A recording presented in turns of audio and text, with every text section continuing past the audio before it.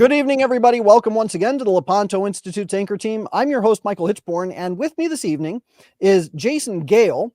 We're going to be talking about a book called Martyrs of the Eucharist.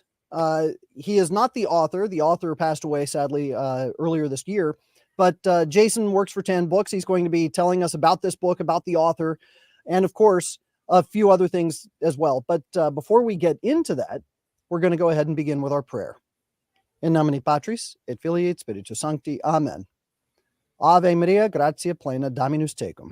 Benedicta tu in mulieribus, et benedictus fructus ventris tui, Iesus. Sancta Maria, Mater Dei, ora pro nobis peccatoribus, nunc et in hora mortis nostrae. Amen. Our Lady of Victory. Ora pro nobis. In nomine Patris, et Filii, et Spiritus Sancti. Amen. Amen.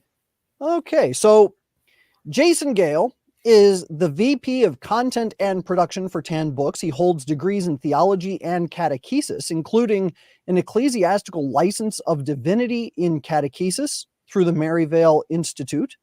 He is a husband and father to 7 children, so you've got one to catch up on for me.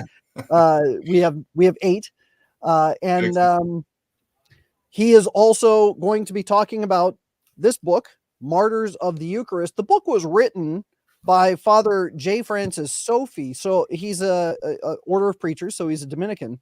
And as you mentioned to me before we started the program, he passed away earlier this year. So you're representing him and the book for today. So why don't you tell us a little bit about the author? Sure. So Father Francis Sofie, he's unique in that he's what's called a diocesan Dominican. So he was a diocesan priest for the Archdiocese of Mobile, Alabama for 30 years. So he passed away shortly after his 30th anniversary as a priest. Wow. And so he served a long time for the diocese. But in his early studies, he studied at the Angelicum in Rome. And I think that's where he really, where that love of St. Thomas and the Dominicans came from. And so throughout his whole priesthood, he always wanted to be a Dominican. And so shortly in 2021, so shortly before his death, he became what's called a diocesan Dominican, where they take a name, and he received the name Saint Vincent Ferrer, which is who was a renowned preacher, miracle worker, he served in a variety of positions there in the Diocese of Mobile. And I think that kind of Dominican zeal for souls comes out in the book. That was, one of the reasons why he wrote it, is because it was the Feast of Corpus Christi, and he wanted to go preach on people who have been martyred for the Eucharist. And come to find out, there wasn't a book on it. So he put this together and sent it to us, and we got to know him over the course of a few months. One of the things I hope your audience understands is that the author of this book is not just a priest and doesn't just have that, Dominican zeal for souls, but he wrote this book knowing that his own death was imminent. He passed away after a long battle with cancer. And so he wrote this book with kind of even that, not martyrdom, with the idea of that kind of suffering for Christ, the idea of turning that suffering into some sort of salvific act that God can use. And even when sometime in, I think it was 21, he remarked to a priest, he says, "The greatest grace is to know your death is imminent, and the blessing to prepare for death has been given to me." Wow. And I think that's just a beautiful testament. I pray that I would have that same outlook. It's the idea of being able to prepare for your death. It's interesting to go back to Charles Borromeo. If we want to die well, we have to live well. Right. I think Father Sofie really tried to live that out towards the end of his life, and he spent his time at a parish and then at a convent hospice, but was always there serving, always there celebrating the sacraments for the people there. One of the things that we as Catholics do when it comes to death and life, I heard a phrase, or not a phrase, it was saying once that it's the Christian who looks toward death and backs into life, whereas the atheist looks at life and backs into death. And Yeah. I think that what you just said about Father Sofie really does talk. It's illustrative of that backing into life while facing death, and understanding that our time here is short and we have to use it wisely. So what a beautiful thing for him to do, and to dedicate his last moments to the stories and the just reflections on the lives of the saints who had died in a very specific and holy way for the Eucharist in some way, shape, or form. So I have to say, one of the things I really liked about the ordering of the book, and normally I wouldn't talk about the structure of a book because it's, who cares? It's just the format. But one of the nice things about this, I was looking at it and I thought, okay, it seems to be in chronological order. But then I was like, wow, we jumped to 2004 rather quickly. And then the next page, it starts over again, AD 257. And then I realized, okay, it's in these different parts. There are different types of saints that died for the Holy Eucharist in some way, shape, or form. Why don't we talk about that a little bit? Tell us a little bit about just the ordering of the book itself. Sure. And the first thing if you're anybody in your audience knows about Dominicans, is they love order. Yes. That's the goal of the whole. I mean, that's what St. Thomas's goal was: put things in order, right? So, so ordering is very important. But yeah, so this book, it's an easy, accessible read to, I think, a lot of people. But Father Sofie divided it up into 4 different parts. So the first one is those martyred celebrating or attending Mass. The second part is those martyred in defense of the Eucharist. The third part is those who risk their lives for the Eucharist. So it's they didn't die for the Eucharist, but they risked their lives. And the few stories that are in there, it's okay, if one little thing had been different, they'd be dead. Right. So are we willing, to risk our lives, to put ourselves in that position, right, to die for the Eucharist? Even if we may come out alive, are we willing to even put ourselves at risk? And then the fourth one is other deaths connected with the Blessed Sacrament. So just not necessarily died, defending the Eucharist or celebrating or attending Mass. So it kind of falls into this outside realm that Father Sofie has included a few stories in. Another thing that we that I noticed, the stories are very short. There are lots and lots of stories about the lives of the saints. I think just flipping through it, I mean, the table of contents is about 3 pages long, but the each individual story is very short. It's maybe a page and a half, 2 pages, and then at the end of it, there's a reflection where he gives just some points that we as Catholics should take away from the lives of the saints, and how we can meditate on their example and apply it in our own lives. I think that's a very marvelous thing to do. You don't get that very often in stories of the lives of the saints, is a reflection on their life and how it applies to us at the end. Yeah, absolutely. And that was one of the things when I first read the manuscript, I said, I'm giving this book to my son. He's 16. So, because like you said, it's accessible, but at the same time, like it's, I think Father Sofie really put a lot into the reflections. Again, he draws on a phrase that was used by John Paul II of Eucharistic amazement, which is where that subtitle comes from. But having that kind of understanding and kind of reawakening within, and of course we know all of the bad statistics out there. We need to have kind of that reawakening within our senses of the reality of the Eucharist. That's going to do more than any sort of Eucharistic revival or anything like that, as if the individual truly understands. And it's difficult because our senses are weak. We cannot see the reality of the Eucharist as it truly is. We have to see with the eyes of faith, which takes devotion which takes discipline, and it also takes God's grace. And so Father Sofie, I think, really tried to bring about that kind of connection of, look at the shoulders of the saints that you're standing on, right? The martyrs that have gone before you, and let that inspire you. Let that bring as much as humanly possible within you to look at the Eucharist different and say, you know what, maybe, it's easy for us to go to Mass every Sunday, every day, and just kind of say, there's the Eucharist. But to stop for a second and just say, the reality is that is truly Jesus Christ, body, blood, soul, and divinity, whether I recognize it or not, right? Stop everything else you're thinking about, throw out all those thoughts, and focus on God that's right before you. And do that standing on the shoulders of these giants. I mean, I think that was really his intent with writing those reflections.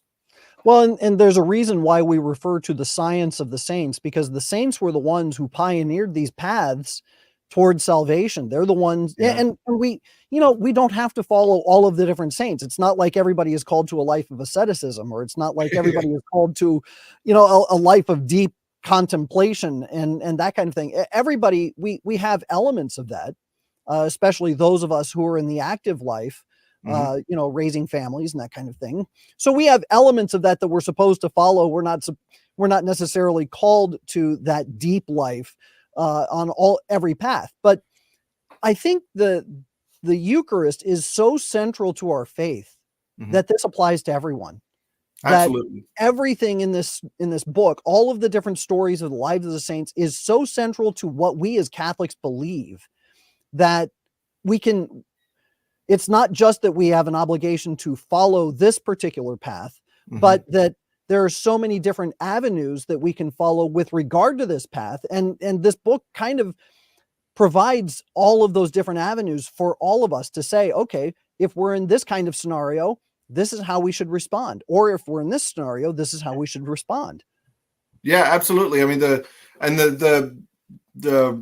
Catholic intellectual tradition for, thousands of years, the saints have always highlighted that our interior life is more important than our active life. So no matter what part of the active life, even the hermit, right? Their interior life is going to be more important. The same with us who are out there, waking up every day, doing a job, raising families, very much in a public eye. Our interior life is more important, and that's where our active life needs to be fruitful from. That if we try to reverse that, we put ourselves in a lot of trouble. And so the saints, for the longest time, they've always focused on, there's a lot of vocations, but your interior life is more important than all of those. So with this, with the reflections here, the goal is to, gain the knowledge of the saints and the martyrs that have gone before us with regards to sacrificing themselves for the Eucharist, but also don't, let that be an opportunity for God's grace to well up within you, and increase your devotion to the Eucharist, and also think about the element of martyrdom. I mean, that's as Catholics, we like the saying memento mori, right? So there's, saints who had skulls on their desks and things like that. So, death is very much something that we contemplate and we look at, because it's not the end. But it could be a very frightening beginning to something else, or a very glorious entry into victory. One or the other. That is it. There's no mediocrity. There's no middle ground. And so for us to think about that and to say, okay, I mean, like, you quickly reprioritize things in your brain, but do we follow through with that? And so I think, Father Sofie's book is just it's a good, I think, mental retreat to think about those two elements, our Eucharistic devotion and also our the idea of martyrdom. So as you were reading this book, did you have any favorite stories that came out of it? Oh yeah, absolutely. One of my favorite stories, and it was at the very end. So it's in that final section on other deaths associated with the Eucharist. So it's not. So this person didn't technically die defending the Eucharist or something like that. But Father Sofie picks up on he pulls in Butler's Lives of the Saints. So that stalwart books. There's several volumes of it that and goes to the entry for Saint Nicholas Owen. And this is the Butler's introduction for St. Nicholas Owen. Perhaps no single person contributed more to the preservation of the Catholic religion in England during the penal times than a humble artisan called Nicholas Owen. So, yeah, so a lot of people, if you're not familiar with Nicholas Owen, maybe those, if you've ever heard the word priest hole. Okay. Yeah, so those hiding places for priests. So, Saint Nicholas, he was a layman and a carpenter, and during the penal times, so you're talking the 1600s in England, where it was illegal to be Catholic if you were caught, catechizing, preaching, celebrating mass. If priests were caught, they would be tortured, racked, something like that, and then eventually killed. And so, how did Catholics live during this time? How did they celebrate Mass? Well, they'd celebrate Mass secretly in people's homes. And so one of the things, but, you couldn't call up, Father John and have him, walk over with his, traveling Mass kit and his vestments draped over his arm. Like, he'd quickly be caught, found out, and put to death. And so St. Nicholas Owen, he would go into these homes and he would build these hiding places so they could hide. One of it, some of them they could hide as many as 10 people. Others they could hide, vessels, vestments, the priest, and things like that. And they weren't just like, false walls behind a closet or something like that. But some of them were so elaborate that it would be not just a hiding place, but it would have, tunnels and chutes that would lead to alleyways and to rooftops so that priests could escape. And so entire escape routes. Yeah. So he just created, and the one of the fascinating things is like he was so good at it that there's some historians that think that there are still some in homes in London that we don't even know about. That's wild. Yeah. So he would go into these homes, and before he started building, they would have Mass. He would hear Mass, receive the Eucharist, dedicate all the work he was about to do to God. And in the preservation of the Catholic faith, and then he would get to work. He would only work at night, and he never created two hiding places the same. And in some cases, he would create like dummy ones. So you'd put like a false wall behind, a closet, but it was obvious because there were guards during this time that they had the nickname of priest hunters, where they would literally be trying to catch people doing anything with the Catholic faith. And so, he was arrested several times, and finally, in 1606, he was finally caught, and he was racked and tortured, and they knew he was the one who was building these. And they tortured him for days, and he would not give up any of the hiding places. He gave up nothing. And finally, he was killed, and he's included with the 40 Martyrs of England and Wales, which were they were canonized and are finally recognized in 1970. No kidding. That's it's one of those things where it's like the story of the guy that helps to create the main character in the story and plays a very minor role, and nobody really knows who that guy is. But if he hadn't done what he had done, the heroes wouldn't be able to accomplish their mission. So it's that hidden gem. And I think that in a very real way, we as lay Catholics have to hear stories like that to recognize, look, the little guy gets to be a saint too. As long as we're participating in the story and we're fighting for the good fight, and we're standing up for what's right and good and holy and true. And he did something he was a carpenter. Yeah. So he played a mundane role, but an integral role. And he did Absolutely. so in a marvelous way. So it's important for us to see that ordinary people become saints, and that they Absolutely. become saints in extraordinary circumstances. Yeah, absolutely. And the fact that, you may say, well, I don't really do anything important. I just do X, Y, Z. Those, Mhm. well, no, God can use that, and Right. you never know what God's going to call, how God's going to call you to use that. And then, I mean, he's a great example. Like, oh, you're going to be building hiding places for priests so they don't get caught and, killed. And later on, you're going to be recognized as, perhaps the single most important person in preserving Catholicism during the penal times. Like nobody could have predicted that, Mhm. but God said, yes, that's the guy I want. That's the guy I'm going to use, right? So that kind of abandonment, I think that a lot of the saints talk about, of giving everything back to God and saying, receive, Lord, take. He did become a kind of a third order Jesuit, and there's that. There's the Shus Chi Pei, that great prayer of, take, Lord, take everything I have, take my memory, all I want is your love and grace.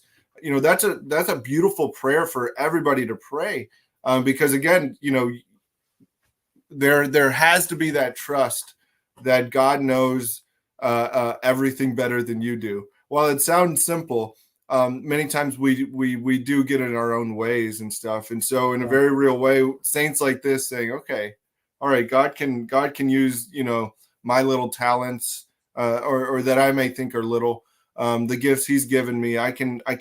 He can use those however He wants." Now, we're talking about a saint from 500 years ago, and there are a lot of more recent saints that the book goes into. So what are an example of some of the more recent saints that have died in some way for the Eucharist that you can refer to? Yeah, absolutely. And I think Father Sofie, or if somebody else wants to do it, I mean, I think you could have written an entire book and filled it with stories from just the 20th century Wow. of Catholics that have been martyred. Um, the amount of modern martyrs that we have is astounding. So a couple of stories that he does include in there is the story of his servant to God now is Father Jacques Hamel. Hmm. Um, he was martyred on July 26, 2016. He was an 85-year-old retired priest. Um, um, so he had been a priest. I forget exactly how long, but he was 85 years old, just retired in a parish, celebrating Mass. Two teenage Muslims just burst into the church, started yelling Allah Akbar, and they attacked Father Hamel up on the altar. I And remember twice, that. Father Hamel, he's yelling, "Satan be gone, Satan be gone." And they ended up slitting his throat. Sorry for your audience. Mm. Next to the altar, it Wow. was just absolutely horrific. And here you have a priest that is uh, had been a priest for a long time, decades. Mhm. Um, Now, one of the things though that was interesting when they looked at his life was he was ordained a priest on June 30th, which later became the feast of the first martyrs of Rome. No Um, kidding. so he was ordained, and he had a special. Also, he had a devotion to Saint Charles de Foucauld, who was Uh-huh. also martyred in Algeria Mhm. in the beginning of the 1900s. And so it's important for our listeners, and I'm so glad that Father Sofie included those, because it's easy to separate, like you said, those martyrs that lived 400 or 500 years ago. It's easy to separate those from our mind, as kind of great stories, borderline, the way we hold them in our heads is almost fictitious, because Right. the world was so different. And so it's very difficult. But when we look at the statistics and things like that, so this was 2016 that Father Hamel was martyred. In 2017, so in one country, in France, 1 year, 2017, there were over 800 attacks on churches, Catholic cemeteries, some churches being burnt to the ground. So you're talking 1 year, over 800 attacks. So for the person that picks up this book, I hope that these stories of recent martyrs really kind of bring home the reality of okay, it's not something that's stuck in the a reading of the history of the church, but it's something that's still being played out today. Maybe not in my country, but it's something that's being played out today on a large scale in many countries, and sadly many Western countries as well. Yeah, it's funny you mentioned the need to see something in recent history and to kind of connect it with ourselves. I was showing my sons a Columbo episode, and yeah, well, the funny thing is that you're looking at something from the 1970s, and Yeah, they're in their minds, okay, that was a while ago. And I'm sitting there going, yeah, it was only 50 years ago. It's not that long ago, but exactly. when I was, growing up and I saw stuff from the 1930s, so I'm growing up in the 80s and I Yeah, get shown something from the 1930s, all black and white. And I'm sitting there going, gosh, that was like a million years ago. No, it was only about 50 years 50 ago. years ago. Yeah. So that disconnect that we feel because things look so different, Yeah. um, you don't feel such an integral connection to the past. But my grandparents were around, my parents, not so far behind, and they were a living history. So when we look at the living history of these stories, and we know people who know people. You mentioned the priest; he died in 2016. I remember that story. Yeah. It was only 8 years ago. So um, it's important for us to have that, and I think that the connection that we have to the very real application of martyrdom in our modern times connects us with that distant past, and so we can see the scenarios they haven't changed. Right. The people are different, and maybe the setting is a little different, but the types of martyrdom and the purpose of the martyrdom and the reason for the martyrdom, it hasn't changed in thousands of years. So we can see that real life application in real time. I think that's so important. Yeah. And another story he includes in there is he just calls them Catholics in Iraq. So he points to a couple of different occasions, 2004, 2010, 2013, and both Baghdad and Mosul, where churches were bombed Yeah. on Sunday morning. And I think one of them was even on Christmas morning. Yes, I remember So that. and I'm sure same thing. I remember when these stories were coming out Mhm. of just being astounded that this was happening in the modern time. Yeah. Yeah, it was, and it was horrific. I saw, video of one of the bombings. I think it was on Easter Yeah. Sunday. Yeah. I think that one was in Indonesia, Mm. where you saw a bombing of a church on Easter Sunday, and it's horrific. But then you hear about the people who were in the church, and they were there after mass, and they were just praying after mass Yeah. in Thanksgiving, and then that bomb went off and they died, and you sit there and you go, I can't think of a better time to die. Yeah. Right after going to mass on Easter Sunday and offering a small little thanksgiving to God, and it's Yeah. that widow's mite. You're going up there, you've got nothing, Yeah. and you're just saying, Lord, I thank you for this great gift that you've given me, and I have nothing in return. And then you wind up giving your life. I mean, how beautiful is that? Yeah, absolutely. And I think that's, the scandal of the cross, kind of Mhm. that doesn't make sense to the world is, our most, revered image is an instrument of torture, um, Right. and an instrument of death.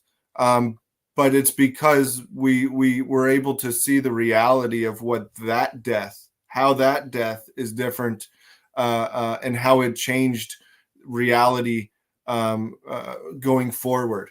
Um, and so, for Catholics, though, because we live in a fallen state, we need that recollection. We need to have that clear and sober mind of being clear. When I go to mass, and I think we experienced, a small part of it during the pandemic, where all of a sudden you couldn't go to mass, Right. Yeah. and it was, I think I had 6 kids at the time, and it was like, okay, wow, this is odd. They canceled Yep. Easter Sunday mass. They canceled the vigil, and Mhm.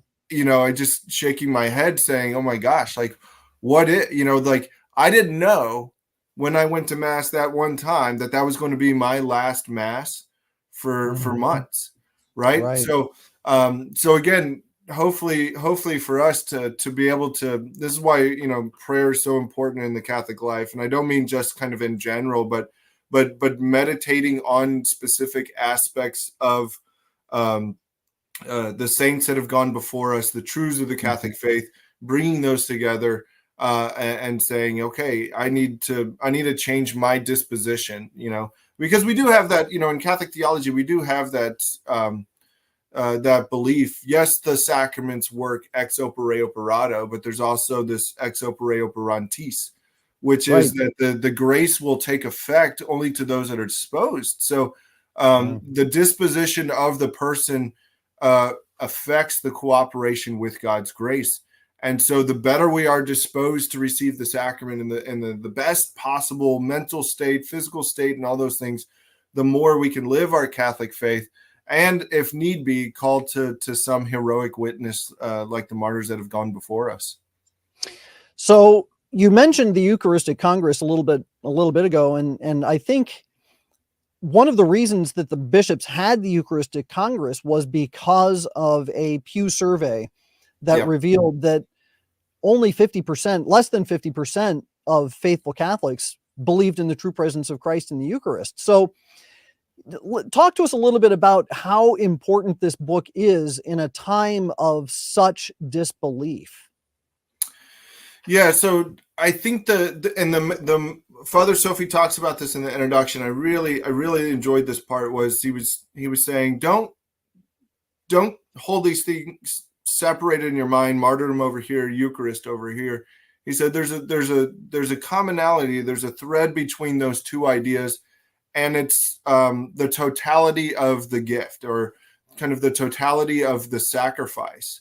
That in the Eucharist, you have Jesus Christ, body, blood, soul, and divinity. It is not a sign. It is not a symbol. It is not half-hearted in any way. It is a complete gift of Christ to the church for the rest of time. There's a wholeness to it. Now, when you read the stories of the martyrs, it's the same thing. There's a wholeness to their sacrifice. There's a totality there that they're not holding anything back from God. There's beautiful stories in here of people enduring. St. Nicholas Owen, he was captured several times. That did not stop him. That did not faze him. He just kept going and kept going. And so we need to keep these thoughts in our head together. That kind of what we see on the cross, what we receive at Mass is the total Christ, right? And in a similar way, the martyrs give that totality back to Christ in return. So again, God's initiative of loving us first. How are we going to respond? Are we going to hold some part of our life back, or are we going to give him absolutely everything? And that's a frightening place for a lot of Catholics to be. And so I think for a lot of Catholics, one of the reasons why, we have these horrible statistics about belief in the Eucharist is because there is something in our lives that we're holding back from God. The call to at least risk martyrdom means we ought not hold anything back from God. It's like that scene in what is it, The Great Divorce, where there's the one fellow who's struggling with lust, and it's that little dragon that's next to him. And he says, you have to kill that dragon. He's like, oh, well, do I have to kill it? I'll just keep it quiet. I'll keep it quiet. He won't bother anybody. He's like, no, you have to kill it. Yeah. You have to destroy it. It has to be gone. You cannot enter. He's like, well, no. How about I make it smaller? How about there's all this compromise that I think a lot of Catholics do today, whether it be to justify a small sin or a big sin or something like that. What we're called to when we read the stories of the martyrs is to reflect that totality of what we see on the cross, what we receive in Mass. When we grasp that, the belief, the belief and the devotion will grow. And so, yes, at a time when Catholics cannot recognize Jesus in the Eucharist, do not believe he is truly present in that way, one of the best things we can do, again, is to have that devotion. But also for Catholics that do believe that, you're being called to stand up. When we see horrible things like the blasphemy that happened in Michigan with the governor there and the Doritos thing, that whole chaos, right? No, that's not okay. You will not blaspheme my Lord. You will not blaspheme Our Lady. You will, Right. we need to be able to for those of us, again, that believe, we need to stand up, and we need to call these things out when we see them. That's the beginning of martyrdom. Agreed. Absolutely. One of the things that we do here at the Lepanto Institute is, in addition to looking into various charitable organizations and giving bishops heartburn, we also look at an organization that is quite possibly one of the greatest enemies within the church, at least in the United States, that's out there, called the Association of U.S. Catholic Priests. Yeah. And this past summer, they held their annual assembly, and this year's theme for their annual assembly was on the Eucharist. And it was in concert with, or supposed to be in concert with, but actually it was in contra to, the Eucharistic Congress. They got very upset because they were not allowed to table at the Eucharistic Congress, and they weren't even allowed. They tried to get in to present at the Eucharistic Congress, weren't allowed to. So we had people kind of monitoring the situation, and what they were talking about, they had Father Thomas Reese there, who has been silenced to some extent because of he was told, you're no longer allowed to be the editor of America magazine because of your heresy. Yeah. And he publicly said, I do not believe in transubstantiation. Publicly said that. He said, and then he went on to qualify this, and he said, well, I don't believe in what is it, accidents and matter and all this stuff. So he said, I just don't accept the Aristotelian forms. And so therefore I don't believe in transubstantiation. He says, that doesn't mean I don't believe that Christ isn't truly present in the Eucharist. Well, how do you get one to the other? But what you have here is a Catholic priest in today's church who is preaching something that is contrary to what we as Catholics fundamentally believe in the presence of Christ in the Eucharist. And what this draws to mind, and the reason I bring this up, is that the martyrs in this book would die, and they willfully died. They went through horrible tortures. They devoted their lives to preservation of Christ in the Eucharist because they fully believed. Yeah. I can't believe for a second that any one of those priests, most of whom were light in the loafers, would do anything to die for this transsignification that they believe in the Eucharist at all. I don't think a single one of them would be willing to offer their life for that. So you have a dichotomy now in the church where you have those who fully believe. And once you fully believe, how can you not die for the Eucharist? And then those who kind of sort of believe, but they want to split hairs about the nature of this and the nature of that. And I don't believe any one of them would die for the Eucharist. So that really does show how martyrdom for the Eucharist is so integral to our belief in the Eucharist. Absolutely. And I think, one of the, again, especially for modern Catholics, it's easy for us to boil our Catholicism down to the past 70 years and to draw a lot of our theologies, a lot of our reading, things like that from, recent times. I get it. We all want to read recent authors. That's there. But when you look at the intellectual tradition of the church, when you look at the saints since, the first martyrs in Rome there, when you look at that history and stuff, no saint has ever said what these guys are saying.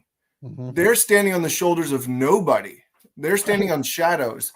And you quickly fall when you stand on that little of anything. Right. So, but when you read, things that, modern people put out, whether it be, Cardinal Burke or, Athanasius Bishop Schneider, right? They're standing on the shoulders of the saints. These priests that go around and, as a faithful priest once told me, he said, well, there's hope in death, and you can take that in a couple of different ways. Of saying, like, we tried this in the 70s. They tried to do transfinalization, transsignification. They tried to change all of these words to get away from St. Thomas, especially the common doctor of the church, the angelic doctor. So they tried to get away from Thomism, but unfortunately, if you do that, you get away from reality, and you start to live. And again, you're standing on nothing. You're standing in sand. And so it's important for our audience to say, when we hear something modern, okay, it should be backed up by the saints. There should be some evidence of it within the history of the church. And sadly, for these priests, we need to pray for them, because they're putting their souls and the souls of other people at risk. And there's a, the church does have a tradition of, because we can talk about red martyrdom, and then there's white martyrdom, which means you've been persecuted for Christ, although you never shed your blood. But there's also a third type. It's called green martyrdom, and it has nothing to do with ecology, so don't worry about that. But the green martyrdom, it's when somebody takes on a life dedicated to fasting, to doing penance and sacrifices that are all taken on voluntarily. And this is when you look at hermits, you look at certain monastic orders who take on practices. There are these self-inflicted sacrifices again. And I think lay people, we need to come back to this idea of green martyrdom, of saying, okay, there needs to be kind of these practices need to be brought back into popularity, because we have so many things going on. There's recent talk of the I think there's a satanic mass about to happen in Atlanta. Jesse Romero and some other guys, they're always reporting about these conferences that are held by Satanists. Well, I think we're, all of us, to some degree, we have to, dive into this green martyrdom a little bit and say, okay, the church needs prayer, the church needs sacrifice, reparation, so that God can use our sacrifices with His one sacrifice on the cross. But I think, like you said, these priests that lead people away in this way from the Eucharist. Your audience, find a saint that would echo what they're saying, and I guarantee you won't. Exactly. So in talking about the need for this revival of wonder and awe with regard to the Eucharist, this need to draw people into the fullness of Christ's presence in the Eucharist, how do we build a culture that does that? Does Father get into that, or do you have any insights into that? Yeah, so I think his biggest thing is to draw souls into that meditation and contemplation, particularly focused on the Eucharist, but also with the understanding of martyrdom. But I think to build this culture up, one of the things that Catholics need to think of is, yes, martyrdom, but martyrdom, I think for a lot of people today, that's far off, right? Maybe if we lived in Iraq and some of these places, we would think about it differently, but we don't. We can easily go to Mass. We can easily do catechize. We can read a Bible. We can buy Bibles. The fact that tan books exists means that we live in a fairly, relaxed society when it comes to this kind of persecution. So what is the modern Catholic? What do we do? Well, the first step to martyrdom is understanding of suffering. It's an essential part of the Christian life. And I remember, a long time ago, I was at a adoration, and Father Benedict Rochelle, he gave this little fervorino, and he said, if you're not suffering, you're not Catholic. I mean, it was that plain. Yep. Especially here at TAN, where we love old dead saints and publishing their works. I remember reading Saint Louis de Montfort, and he even said, and it was a letter that he wrote, and he said, be careful not to admit, not just to the church, but he said to society, those who are too delicate and sensitive people who are afraid of the slightest pinprick. Yeah. They know nothing of mortification. And, he said, be careful to admit those people to society. Why? Because that idea of comfort and entertainment can quickly, I think, take over and prey on our weakness, on our fallenness as human beings, to where, yeah, I can do those sacrifices, but I'd rather just binge some Netflix or something like that. Well, I think Catholics, I think we have to take up this cross again and take up those personal mortifications in reparation for sins against the Eucharist, sins against Our Lady and the Church, and really try to redouble our efforts. And a lot of that comes from that interior life, that focus on our interior life. I remember reading the book, The Soul of the Apostolate, which has happily been coming back into popularity. And I know one religious order, they require that reading for all of their new sisters that are entering in. They read The Soul of the Apostolate, and it's that direct focus that the interior life is a higher life. Yes. And so if we were to ask Catholics, okay, how do we combat these statistics? How do we bring back that culture? It's okay. Well, we need to be unwavering in our devotion. We need to be constantly, growing in that devotion. We need to have a little memento mori in our life. We need to have, but also that we need to have that kind of that sense of urgency. And I think that sense of urgency is kind of what is lacking a lot of today. Is we know these things, but that sense of urgency, and maybe I'm just preaching to myself right now, but but to have that sense of urgency of say, if God will one day call me to that great sacrifice, I have to be faithful with Him in these small ones. I have to be willing to make these small sacrifices now, should God call us to something more later on. So I want to remind everybody, we're talking about the book Martyrs of the Eucharist. It's by Father J. Francis Sofie, who passed away this last June. So part 3 of the book, it talks about those who risked their lives for the Eucharist and they survived. And one of the stories actually involves something that happened in Mobile, Alabama in 1954. Tell us a little bit about that. What is this story? Yeah, so it's so again, this is Father Sofie's home diocese, but there was the story is about 2 firefighters, Leroy McAtee and Captain H.H. Buddy Edwards. And so this happened on March 19th. So that's the feast day of St. Joseph, in 1954. And so the story basically goes, there was a fire that broke out into the church, and the firefighters come and they get there, and the church is just ablaze.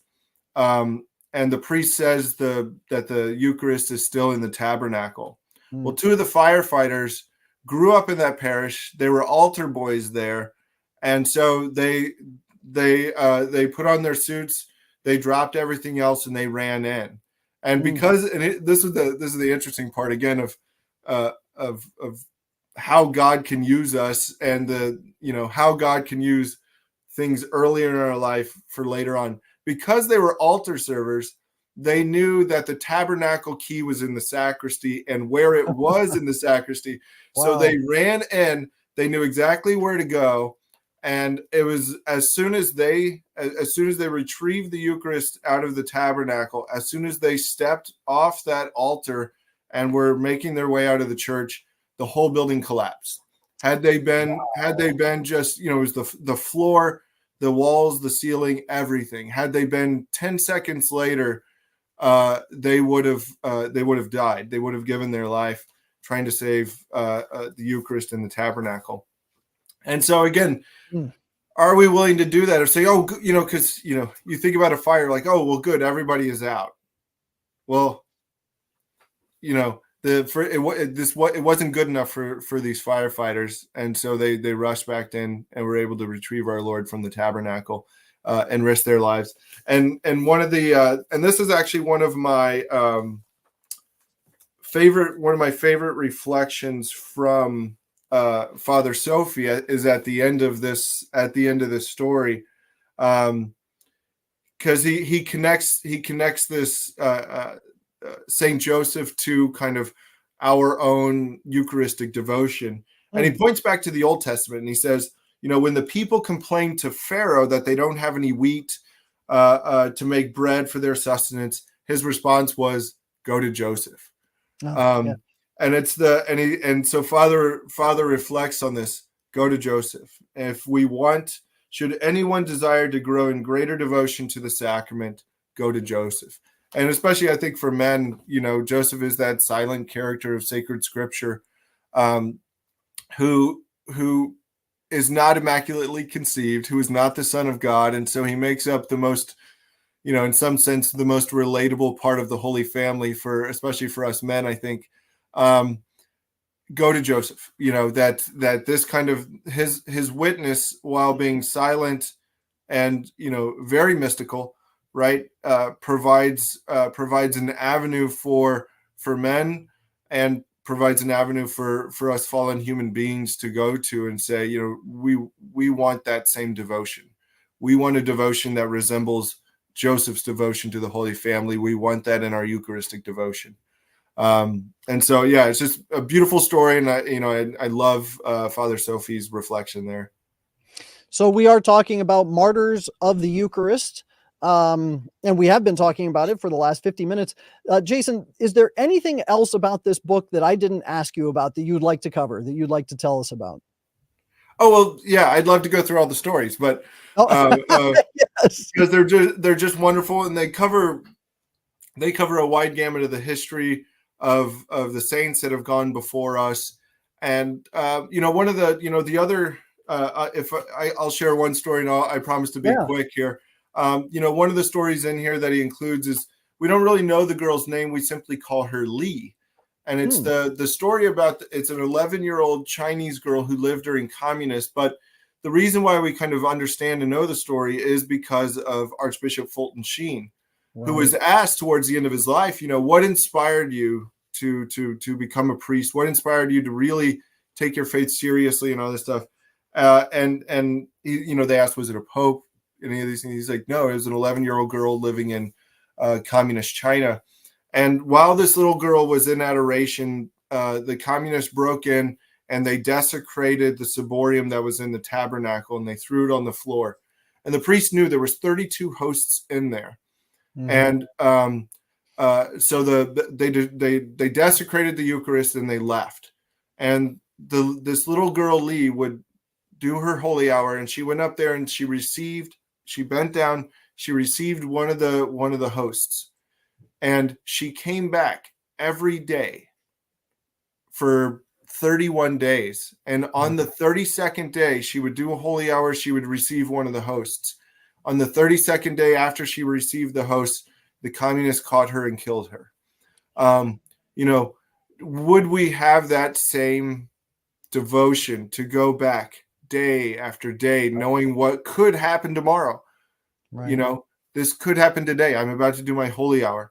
This could happen today. This could happen today. I mean, until she received all of the Eucharist, she was then captured and killed.